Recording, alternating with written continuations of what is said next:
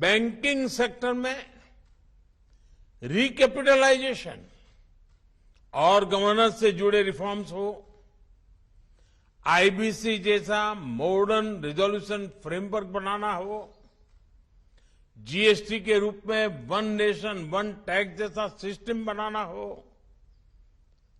Corporate tax को globally competitive बनाना हो, sovereign wealth funds और पेंशन फंड्स को टैक्स में छूट हो, अनेक सेक्टर्स में ऑटोमेटिक रूट से 100% एफडीआई की परमिशन देना हो, छोटी छोटी आर्थिक गलतियों को डिक्रिमिनलाइज करना हो, ऐसे अनेक रिफॉर्म्स के माध्यम से हमने इन्वेस्टमेंट के रास्ते से कई रोड़े हटाए हैं। आज का नया भारत अपने प्राइवेट सेक्टर की ताकत पर भी उतना ही भरोसा करते हुए आगे बढ़ रहा है। हमने डिफेंस, माइनिंग और स्पेस जैसे अनेक स्ट्रेटेजिक सेक्टर्स को भी प्राइवेट सेक्टर के लिए खोल दिया है। दर्जनों लेबर लॉज को 4 कोड्स में समाहित करना भी अपने आप में एक बहुत बड़ा कदम है। साथियों, कंप्लायंसेस के बोझ को कम करने के लिए और उसके लिए केंद्र और राज्य दोनों के स्तर पर अभूतपूर्व प्रयास चल रहे हैं। बीते कुछ समय में करीब 40,000 कंप्लायंसेस को हटाया जा चुका है। हाल ही में हमने नेशनल सिंगल विंडो सिस्टम शुरू किया है, जिससे मध्य प्रदेश भी जुड़ चुका है। इस सिस्टम के तहत अभी तक लगभग 50,000 स्वीकृतियां दी जा चुकी। साथियों, भारत का आधुनिक होता इंफ्रास्ट्रक्चर, मल्टी मॉडल होता इंफ्रास्ट्रक्चर भी इन्वेस्टमेंट की संभावनाओं को जन्म दे रहा है।